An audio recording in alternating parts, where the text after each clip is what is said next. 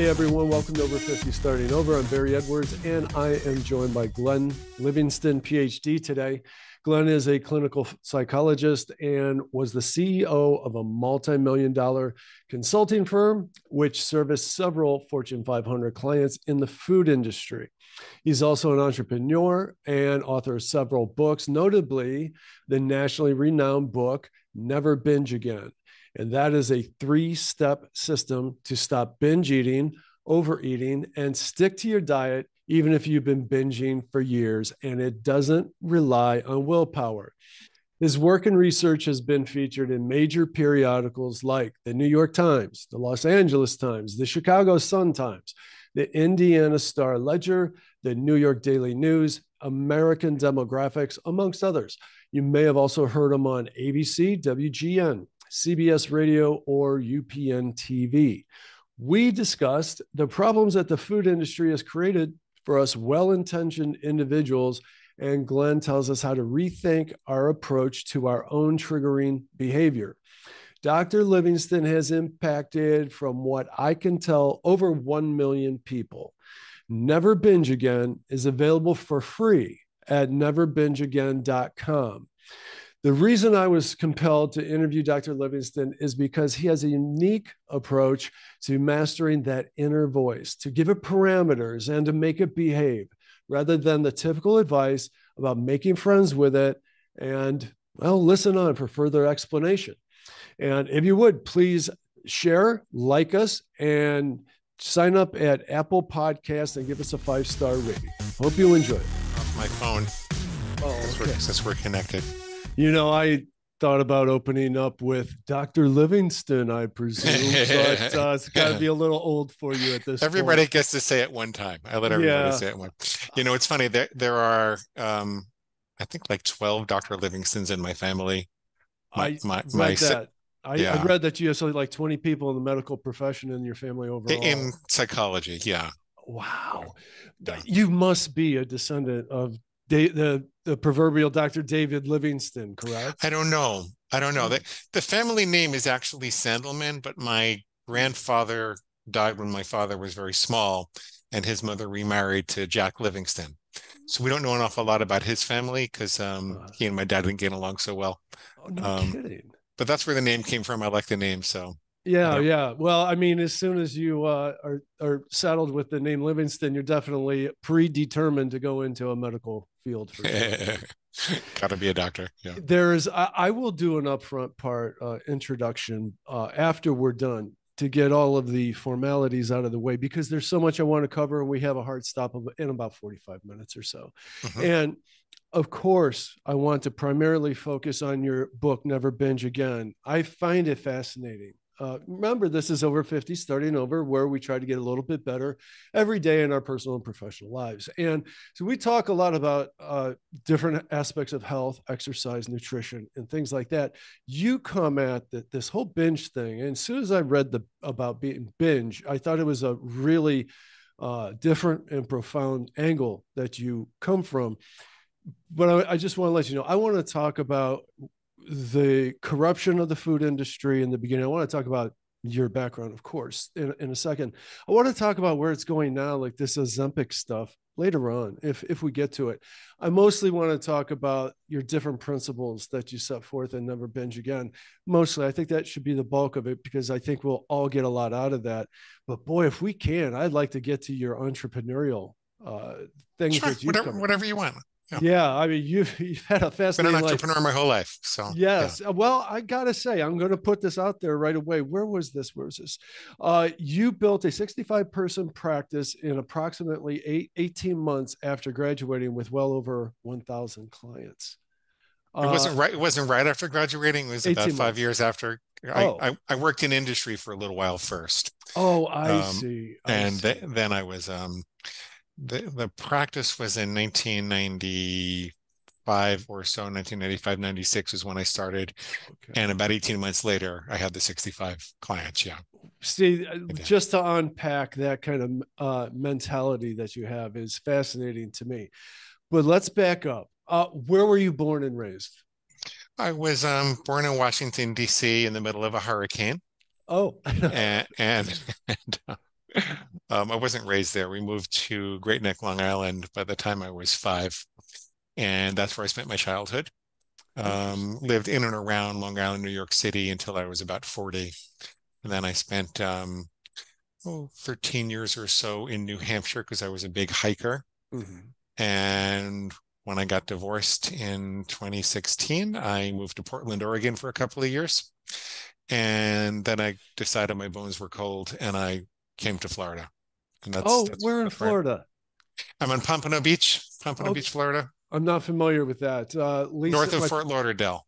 Oh, okay. Well, that's easy. We go to Sarasota every year. We're going in a couple weeks to visit her mother, and right across the bridge from Siesta Key. It's like our home away from home, and can't wait. We have so much fun there.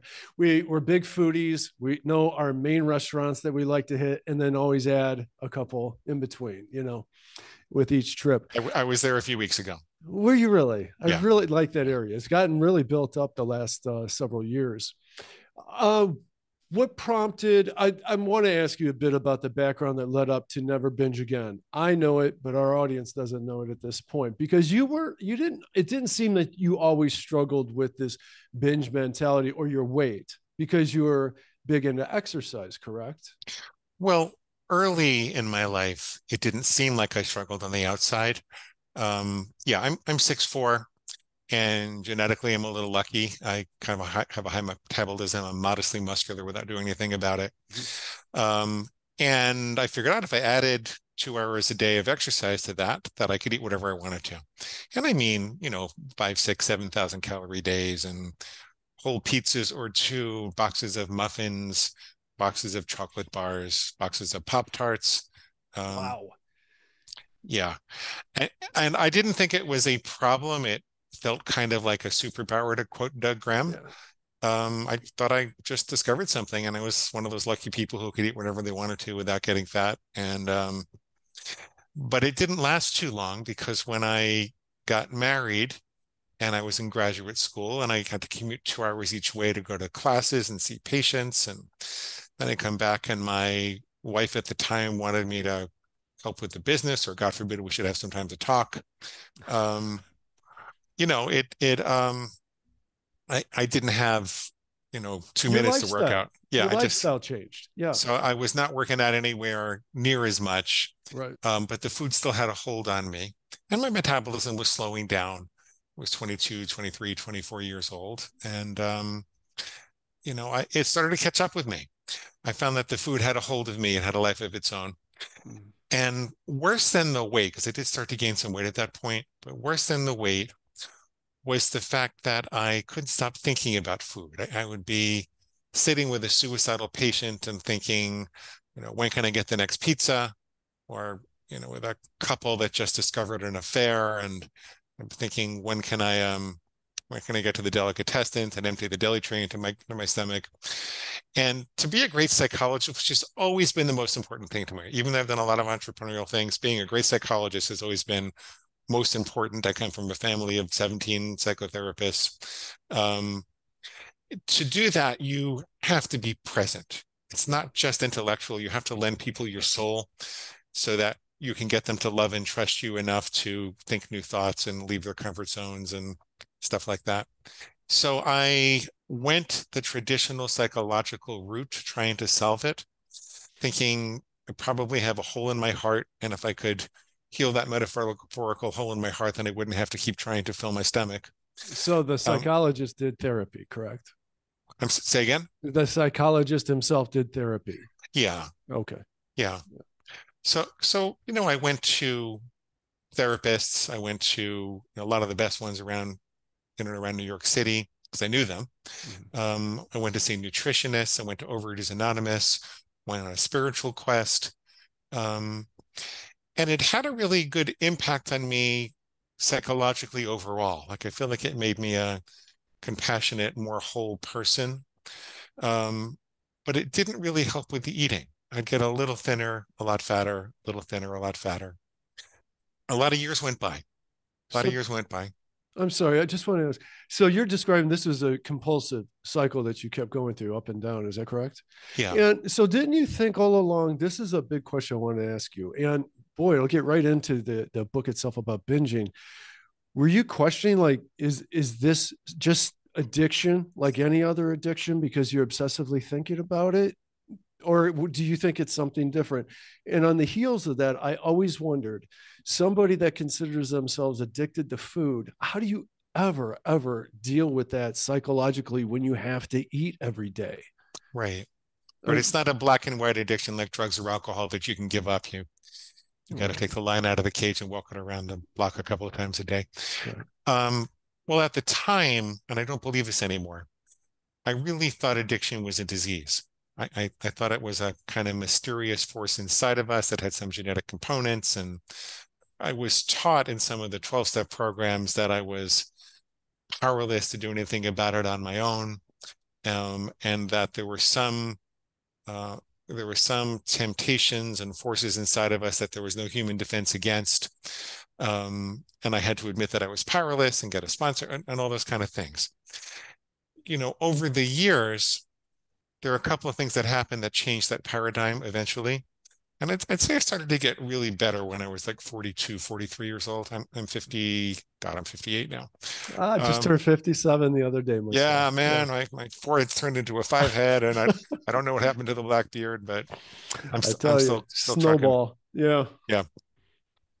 So there were a couple of things that caused me to change my thinking about that.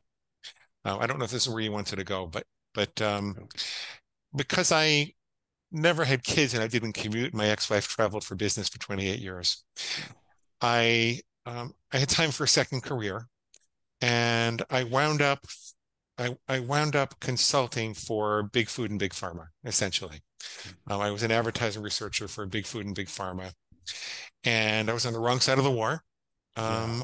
I feel guilty about it, like the Marlboro man feels guilty at the end of his life. Yeah. And I'm trying to make up for it now, but I was on the wrong side of the war, and I was helping, companies to sell, sugar and Sugar. chemicals and crap Did to. you realize it to that extent at the time? I didn't know the extent of what they were doing initially. Mm-hmm.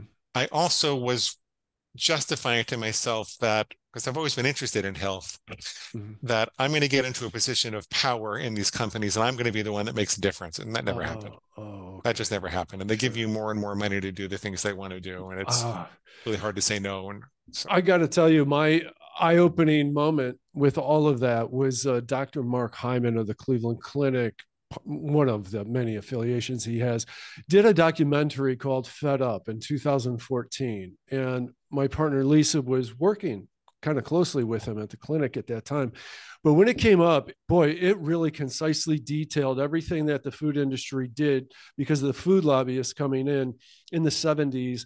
And the food lobbyists were so strong that they kind of really even took over the FDA back then and made a deal with them. If you don't touch sugar, don't put it on the nutrition allotments or anything on the packaging, blame it on fat and go all low fat on everything, then we'll be cool because they recognize the addictiveness of sugar. And there's something like 98 different names for different various sugars, of course, high fructose corn syrup and all of that. But that was my eye-opening moment to that. Thank God I never had much of a sugar problem, but it opened up my eyes to processed foods and all the many ways that they put sugar into there where you don't even realize, well, it doesn't taste sweet. And yet it's packed with sugar. Sorry about yeah, my tangent there, but it no, was eye-opening. no, there's bags and boxes and containers. And Yeah. certainly sugar is one of the major evils there, but that's not all. There are chemicals that turn off the full sensors in your small intestines. That there is a leveraging of the variety impulse.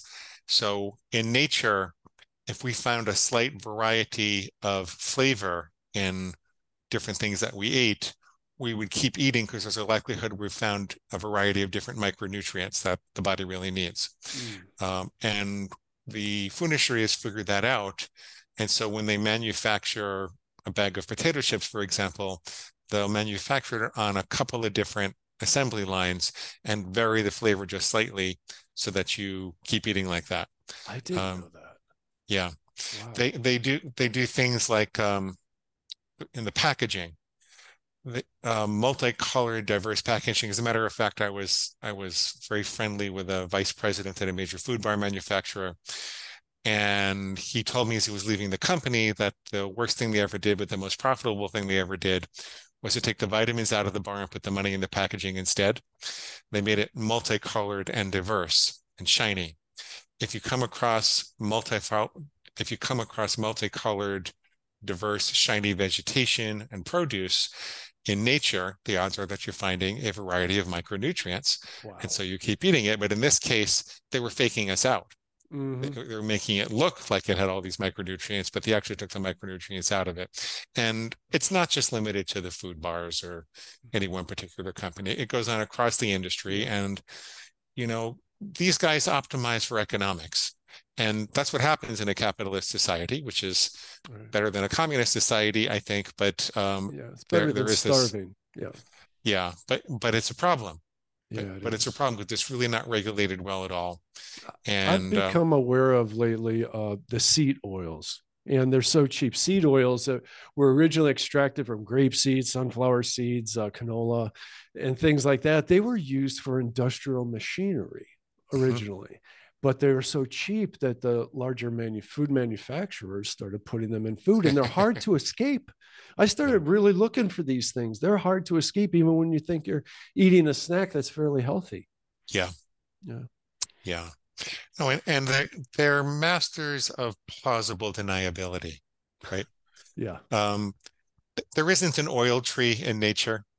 The notion that we should load up on oils, even some of that, I mean, there's some oils that are much less harmful or maybe a little bit healthy, but the notion we should load up on oils doesn't really make any more sense than the idea that we should take a sugar cane and strip everything that nature packaged it with, which probably included some guar and pectin and fiber that would help us digest it at a much lower glycemic load. That we should take all of that out and just get the bang for the buck from the sugar itself. It's really the same thing with oil. Like why are we consuming so many calories in such a small space without the natural package that, you know, we evolved for millions of years to manage? But you'll even see things like, you know, now made with avocado oil. Yeah. Well, it's still a heated oil, and every study done on heated oil says that they're carcinogenic, right? And more so, the chips themselves are forming acrylamides, which are carcinogenic, and HCAs, and the food industry is a master of plausible deniability. People want to believe that they're eating healthy. Oh my God, there has to be a healthy potato chip. And what if there's just no healthy potato chip? I mean, God bless you if you want to eat them. I'm not in favor. I don't tell people what to eat. I find that 2 out of 3 people can regulate these kinds of things. But when people really get into trouble is when they fool themselves into thinking that something harmful is healthy. If you want to have something that's a little harmful as an indulgence, go for it. But know what you're doing. Yeah, don't tell yourself that it's healthy, because you're gonna eat a lot more. So kettle chips. Oh my God, kettle chips. So yes, I know that I fool myself a bit with that. I've not personally had a big problem with food too much. I do that. I've done the same thing as you throughout my life, exercise to moderate things, but I've been pretty good at moderating my food. But my usual co-host found himself getting preoccupied with his professional life and life itself, and just about 6 to 8 months ago started a coaching program called Optiva. And he found it because his younger brother went through the same process, lost 70 pounds, and now he has done the same thing.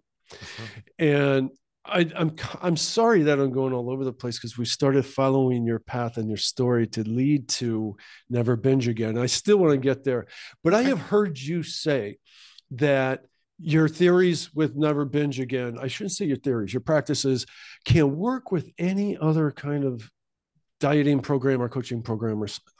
I'm probably saying all that wrong. Does this ring a bell? Well, My philosophies are diet agnostic. So as Okay. long as you're taking care of your body's nutrition, I can't help you to starve yourself. I can't help you to live on air. I've had Yeah. people say, I want to be a breatharian. Can you help me with that? I can't do that. But if you're willing to regularly, reliably flood your body with nutrition, maybe at a slight deficit if you want to lose some weight. I don't help people lose weight really quickly because I find that that only stimulates binging more often. Mhm. But whether you're doing um, ketogenic or whole foods or, point counting or calorie counting or high carb or low carb, it's less important. I generally do help people eat less processed food, although there are a lot of people who eat a bunch of processed food and still stop binge eating when they use the methodology. Hmm. It's really about putting it in context and understanding the mechanism of addiction and how it works. Um, So let's get back to that. So when you got to your point where you're like, oh, I just noticed that I started putting on all this weight, and you went through some therapy, you were looking at traditional results. You said you did Weight Watchers Anonymous, however you say that. Overeaters There Anonymous, you yeah. go. I just combined. I never did Weight Oh Watchers. yeah, I combined two different things there. I would think Weight Watchers would contribute to the compulsive behavior, but I'm wrong. It would be really funny if there was a Weight Watchers Anonymous group. As you mentioned that, yes, it would. Yeah, yeah. So you started looking at those different things, and I want to get you to where you started finding some breakthroughs in the way you were thinking about things, which Mhm. is the birth of Never Binge Again. The, the the biggest deal was flipping the paradigm and stop when I stopped trying to heal my inner wounded child, Yeah. and I recognized that the part of the brain that responds to food addiction is the lizard brain, the reptilian brain. It's the part that's responsible for feast and famine. Let's say it's a fist here. It's the brainstem. It's responsible for the feast and famine response, for the fight or flight response, for the protective response. When it looks at something in the environment, it doesn't have anything to do with love. It doesn't know love. It says, do I eat it? Do I mate with it? Or do I kill it? Like Right. a bad college drinking game, right? Eat, mate, or kill. Right. It's only when the mammalian brain comes into play, and then later the neocortex, that you say, wait a minute, before I eat, mate, or kill that thing, what impact is that going to have on the people that I love? And then what impact is that going to have on the long-term goals that I have, my strategic thinking, my weight loss plans, who I want to be as a person, what I'm trying to contribute to society, my spirituality, my relationships. That's all in the upper brain. It's this reptilian brain that says, just hand over the chocolate and nobody gets hurt, right? Right. Because it actually perceives there to be an emergency. The reason that people have so much trouble with this, where they'll read a diet book on the weekend and then change their mind at Starbucks when they're in front of a chocolate bar on Monday morning, is because the reptilian brain, with the assistance of the fat cats in white suits with mustaches and the big companies that are laughing Yeah. all the way to the bank, Yeah. when you look at a box or a bag or a container, the reptilian brain believes that the good stuff is in the chocolate bar.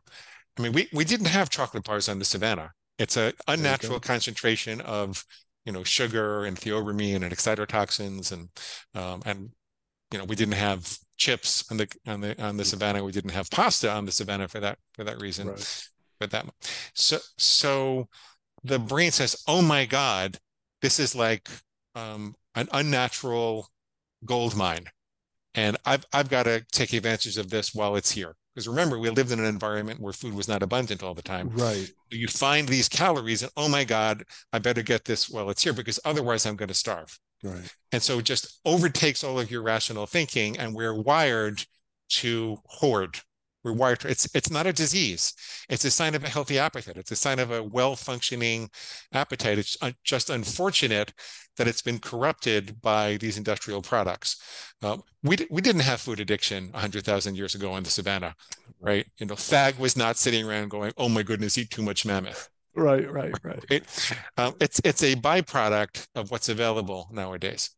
Um, and so I realized that I'm trying to love myself thin when food addiction seems to be caused by something that doesn't know anything about love. It's a much more primitive emergency response.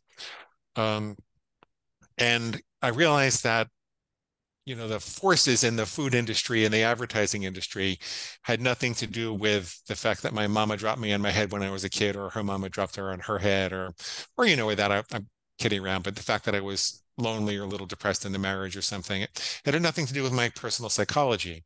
It was a really bad habit that unfortunately compounded itself in the context of the environment that we live in these days, and that I needed a more aggressive defense. It was not about my internal psychological issues. It was about really thinking more clearly and becoming an alpha dog in my own mind, not healing my inner wounded child. Because when the alpha wolf is challenged for leadership in the pack, it doesn't go, "Oh my goodness, someone needs a hug," right? There you go. Right? It growls and it snarls, "Get back in line or I'll kill you," right? Right.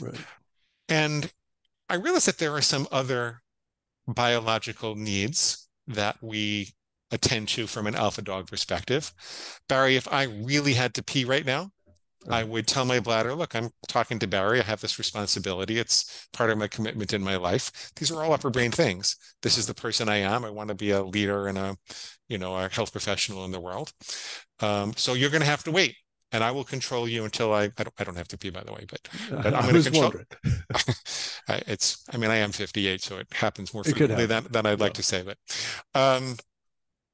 if you see an attractive woman on the street, you don't go run up and kiss her. Right? There are ways of approaching people, and I'm actually kind of shy, so I run the other way. I have a girlfriend now, so just in case she's listening. But we're expected to control our biology in a civilized world. It's an expectation, and you get in a lot of trouble if you don't.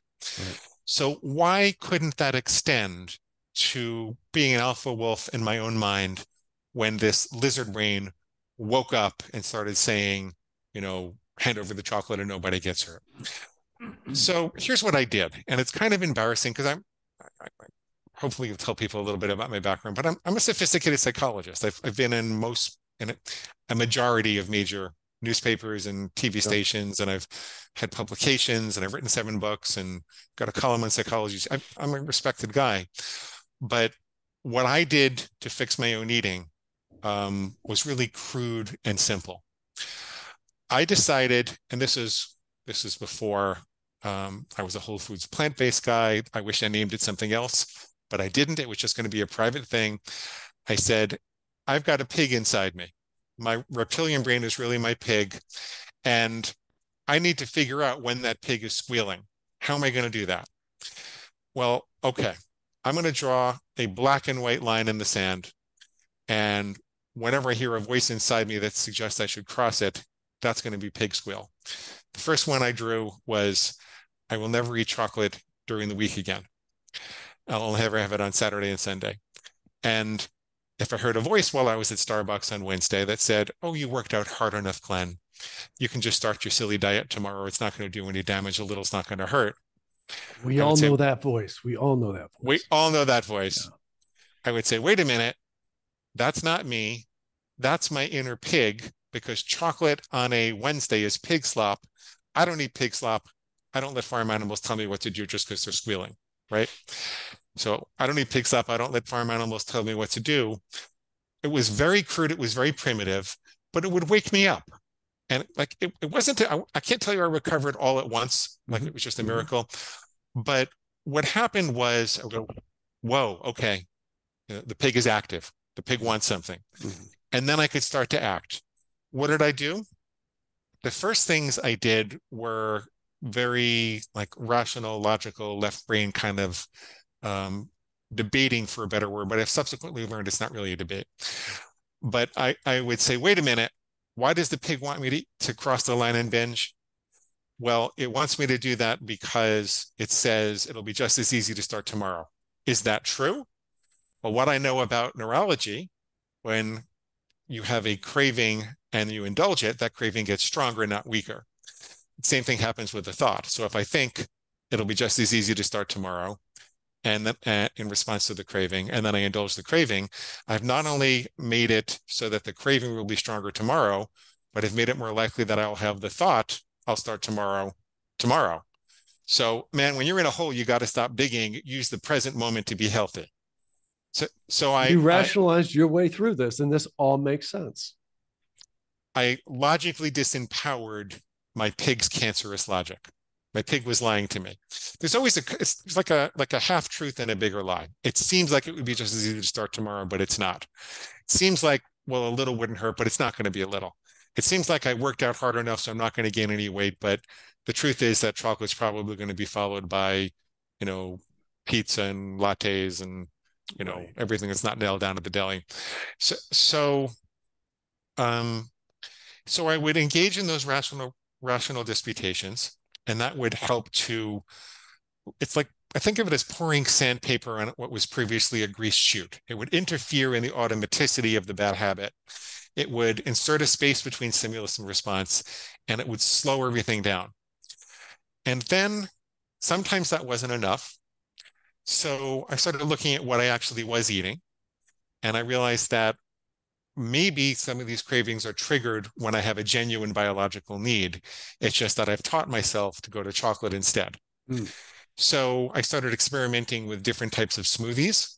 And eventually I found that if I had a celery juice and banana smoothie or a kale juice and banana smoothie, that the craving would go away. I wouldn't get the same pleasurable high that you get from eating chocolate, Yeah. but it would scratch the itch and I wasn't bothered. And that helped a lot. That helped a lot. I bet. The other thing I did was learn to move out of my sympathetic nervous system. The sympathetic nervous system is the emergency response system. Mm-hmm. It gets us revved up for action. And binging, overeating, is an action. So I learned that if I took a deep breath in and I breathed out for longer than it took me to breathe in, I call them 7-11 breaths. I got it from Laurie Hammond, that I would be switching from the sympathetic nervous system to the parasympathetic nervous system.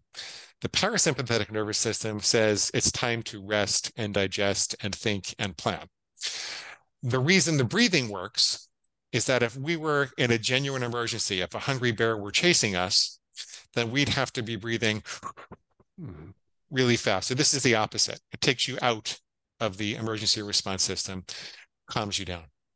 The last thing I did is that I would actually do the rational disputations in writing rather than just in my head. And a couple of reasons that work better. One is that writing is an upper brain activity, which requires thinking and strategizing and kind of formal reason to work that out. Whereas binging is a lower brain activity. Yeah. So I was switching nervous systems by doing that also.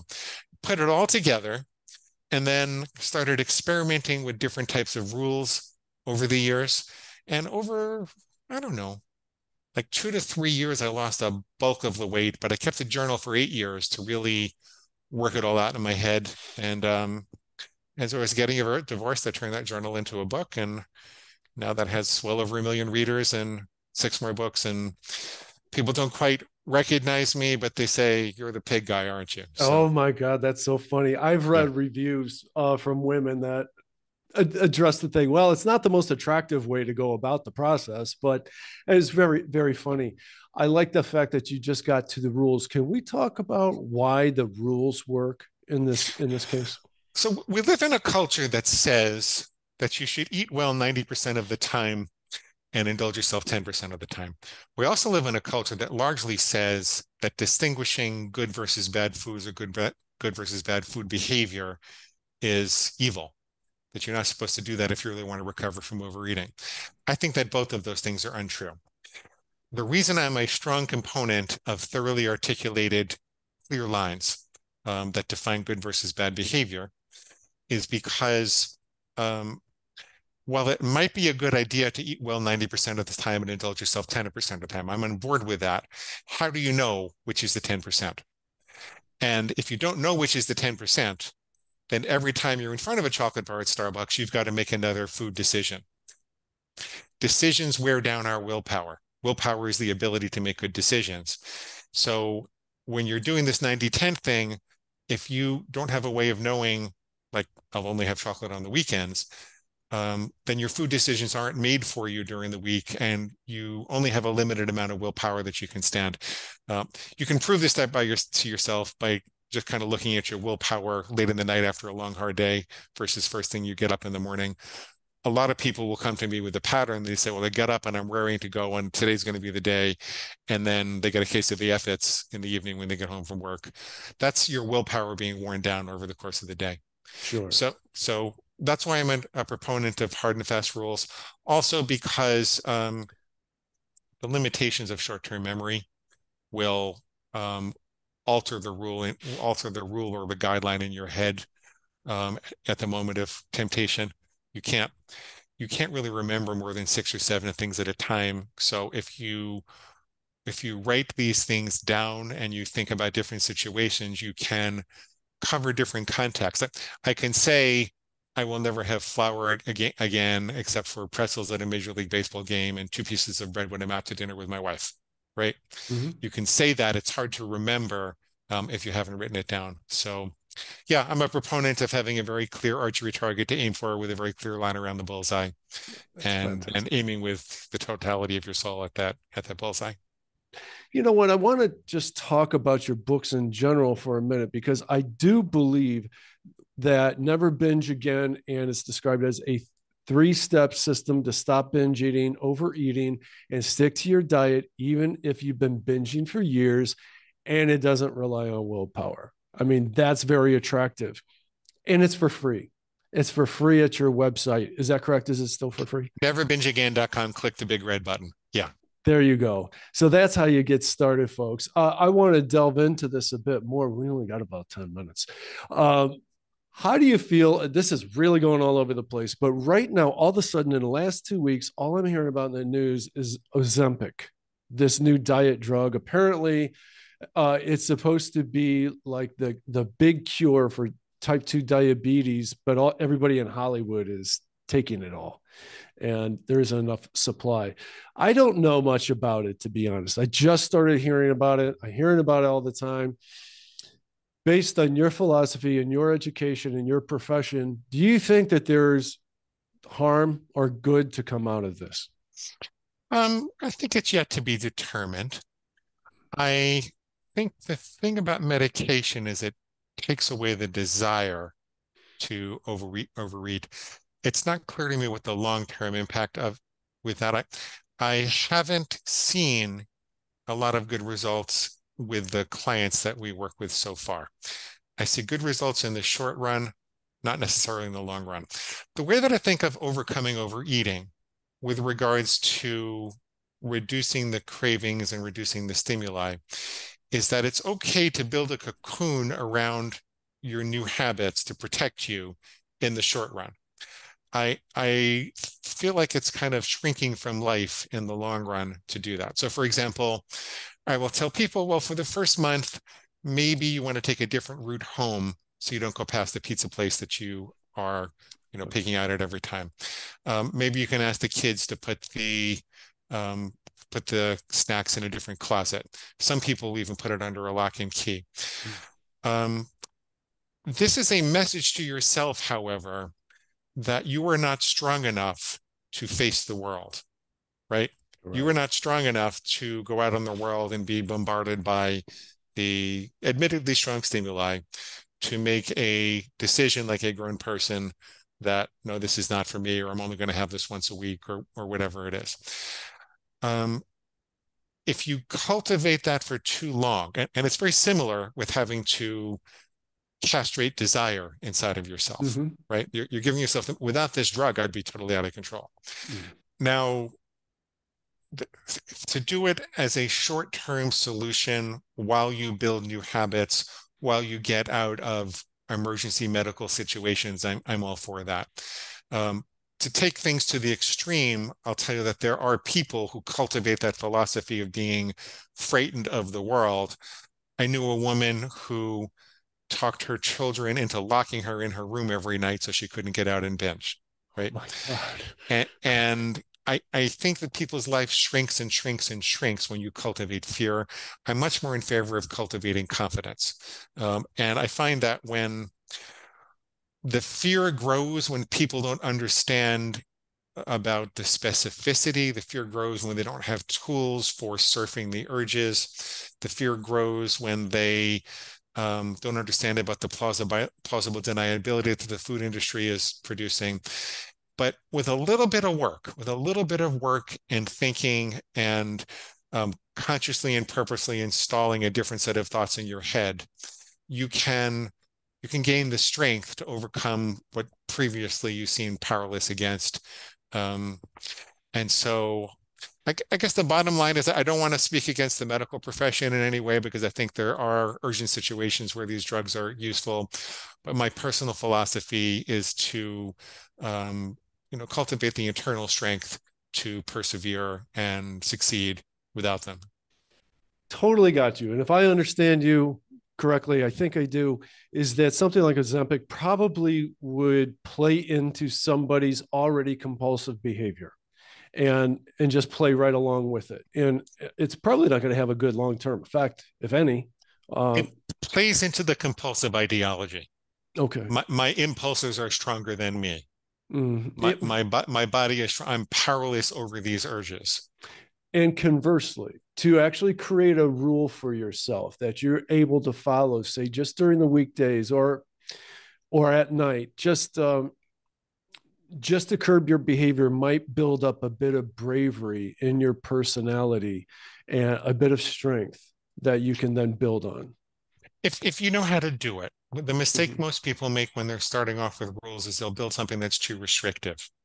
I would Oh, say rules are sure. like a good kitchen knife. You can use it to cut vegetables, or you can use it to murder people. I don't want anybody to go murder people. Um, but most people with eating problems live by that old nursery rhyme dictum that says, when she was good, she was very, very good, but when she was bad, she was horrid. Either they're being really, really good or really, really bad. And so when they think about being good, they think about, following a whole set of strict rules and going on a, big deficit and losing weight relatively quickly. Mm-hmm. What I find works to really overcome these habits is to start with one simple rule. I'll never go back for seconds. I always put my fork down between bites. I'll always take 5 deep breaths before, between courses. So, some simple thing which inserts a space between stimulus and response that you could and would do, that you don't dread, but would still nevertheless prove to you that you're in charge, that you can win, and make a reasonable difference. That was That's very that's well how you put. start. Yeah, that is very well put. Um, do you still build on your rules as you go through life, or have you found the rules that work for you and you've stayed on this path? Or do you not even yourself need the rules anymore, that you have sustained a life changing personal environment where you're comfortable in? Um, so it's a little of all of the above. Well, I conceive of these rules and tools as behavior installation routines, not as things that you need for the rest of your life to sustain you, because when you observe yourself, like I eventually evolved to never having chocolate. I had a I will never eat chocolate again rule for, I don't know, probably 5, 6 years. And I liked having it on my food plan and seeing it every day. Um, I don't remember exactly when it came off, but at some point I was just a person who didn't eat chocolate, and I didn't have chocolate cravings anymore. I just don't eat chocolate. I'm just someone who doesn't eat chocolate. right. Um, when you want to try to stabilize your set of food rules, because whenever you change them, the pig comes up with new squeals. And so there's more work that's necessary to install them and solidify them. Mm-hmm. Um, so you aim towards stability, you aim towards it being less and less work. Um, what also tends to happen, though, is that, as you grow and learn and read and experiment, is you come up with new behaviors that you want to implement, not just in your food life, in your fitness life, in your intellectual life, in your psychotherapeutic life, in your romantic life. And so I'm kind of hooked on the kind of person that this kind of discipline has allowed me to become. And so I'm always working on something new. This year I've been working hard on getting myself to spend more time analyzing my dreams, because I think there's a real value in that. Most people don't, but I really do. And so I've got, rules that say I will never go to bed again without having analyzed at least one dream fragment. Right. Oh. And then my pig squeals about that, about why I shouldn't do that. And So you mean literal dreams at night, not your hopes and aspiration dreams. Well, yeah, I mean, I work on my hopes and aspirations also, but I was talking Okay. about literal Yeah. dreams at night. Well, Yeah. that's very interesting. Yeah. You just started to allude to something that I've wondered about. I've listened to so many of your podcasts. By the way, people, Dr. Livingston, Glenn Livingston, has an amazing podcast channel, YouTube channel. You got a heck of a following. I mean, thousands of people. And you bring things in short, relatively short, digestible bites. Now there is a choice of words for this, right? Mm. But they're quick clips, right to the point for the most part. A lot of times you're talking to people that are coaches of yours or clientele of yours, so you're getting it straight from another. And I think my mic went out. Is my It went out for a second, but you're back now. Okay, cool.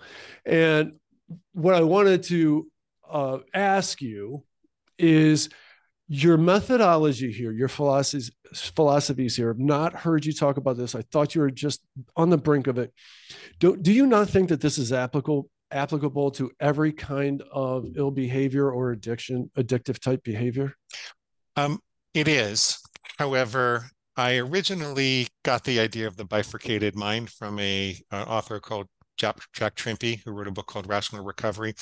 And he spent 20 years working with drugs and alcohol. I had to make a lot of modifications to make it work for food than drugs and alcohol. And essentially, with food, you have to be more self-forgiving if you make a mistake, because there's so many food decisions to make over the course of the day, and there's so many variations of how you could construct a plan that most people go through an iterative process to develop a food plan that works for them over the course of 4 to 6 months.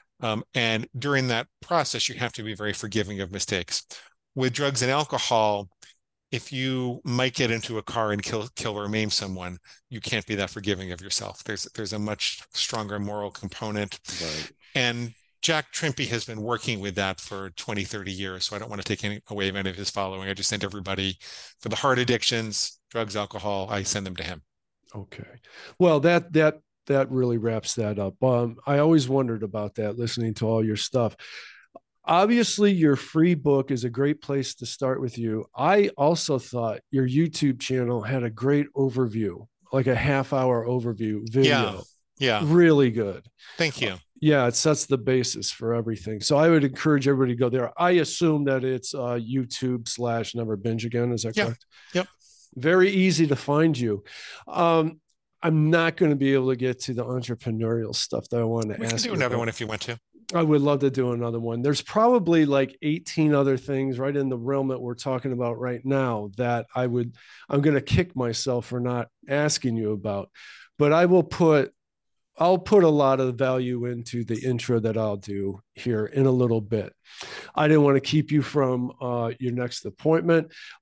I you didn't mention about your additional coaching that you offer people. Could you tell us about that? Well, the best thing to do, there's a whole bunch of free things to get introduced to what we do. And I like people to start there. Just go to neverbingeagain.com and click on the big red button. And then you'll get 3 things when you sign up for that. One is a copy of the book in Kindle, Nook, or PDF format for free. You can get the paperback or the Audible if you want, but there's a charge for that. You will get a set of food plan starter templates. So we thought through some possible rules you might consider depending upon your dietary philosophy. Keto, low carb, high carb, whatever you're doing, there's a set of food rules that you might consider modifying for your own needs. And then I also recorded a whole bunch of full-length coaching sessions because I know that it sounds really weird that you have this doctor on who's got a pig inside of him and it sounds really cold and cruel or something, but it's a very compassionate process. It's all at neverbingeagain.com. Click the big red button and sign up for the reader bonuses. The coaching, we do have coaching available. You'll be led to that once you sign up for the reader bonuses. If you want to go directly to that, you go to neverbingeagaincoaching.com and you'll be able to find that. I will say that space is starting to be very limited for that because we only have a certain number of coaches and it's a hard business to run. It's very effective from a help people stop binging perspective. We have a 90% reduction in binge eating in the first month for people that engage with their coaches, which is the majority of clients. But it's kind of a hard from the entrepreneurial side to make that business work. And so we're kind of down the space a little bit and focusing on some other things. So if you want to do that, you should do that soon. Is this when did you make a switch to more of an online marketing agency because of this? I just saw you make mention of that in a bio of yours on Amazon. I used to own an online marketing agency Used to. in Okay. 2008 to 2011. I had an agency called Rocket Clicks, which I sold to my partner, which is still around. Oh, nice, nice. And Yeah. then you also talked about having a profitable publishing business. And just in my previous podcast, I talked to an author and all about self-publishing and the ins and outs, the ups and downs of publishing today. I was popular in the self-publishing world. I used to go on the seminar circuit, Ah, and yes, I published little books about uh, pets and odd topics, and then I talked about it, and then people said, "Well, you should have an agency. You can do some of the things for us," and that's how all that happened. Yeah, but I found that as much as I enjoyed teaching marketing, I find that um, I like doing something that people actually when I talk about Never Binge Again, everybody gets something from it right away and goes and does something. When I talk about sure. marketing, I talk about real marketing. It's not like you're going to get wealthy overnight. There's a bunch of work you have to do. And Right. I found for 95% of the people that was just intellectual entertainment, and I was not happy. And I never made a fortune doing it because my message wasn't, take a pill and wake up rich. That's Um, you got to go that route in yeah, marketing. You do. yeah, It's kind of like we can't. I'm a marketer. mm, We cannibalized ourselves by telling everybody you can do it all yourself, and it's so easy. It's not. There's nothing. It's very time. It's a full time job. yeah. Business is brutal. Yeah. It's wonderful, but I like doing it more than teaching it. So Yeah, for sure. yeah. Just one last question. Back to the book itself. So I know this is going way back, but so when you were finding your way out of the binging stuff, you were doing it for yourself. And then when you created the book, I recall you saying on a podcast somewhere that you had no idea that it would actually have the impact that it ended up having. I had no idea. I had no idea. No No. kidding. I mean, I wasn't even going to write the book. It was just a journal. I thought I was crazy. I said, my pig says this, my pig says Yeah, that. yeah, I totally follow you, but I it mean, makes sense to me. I kind of understood it was following some of the dictums of cognitive behavioral therapy. And Mm. the marketer in me could think, well, maybe I can position this in a way that it might be interesting. But honestly, I was scared to get out in public and say I had a pig inside me. But through my business dealings, I was a minor partner in a publishing company, and the CEO wanted to publish our own book and do some experiments so we could prove to other authors and attract better authors that we knew what we were doing. And that's how this all came about, and it just took off. So That's amazing. What appeals to me, I'm sorry, I'm going to let you go, but I just thought about this. What appealed to me right off the bat when I started reading about you, listening to your podcast, is controlling this lizard brain, because my problem with things, my big thing is negative self talk. And mhm. when I get up in the morning, if I sit there too long and it starts going, and I've my entire life I've tried to deal with that, and I've listened to different psychologists tell you how you got to invite that part of the personality into the room, into to the party, and love it and incorporate it with the rest of you.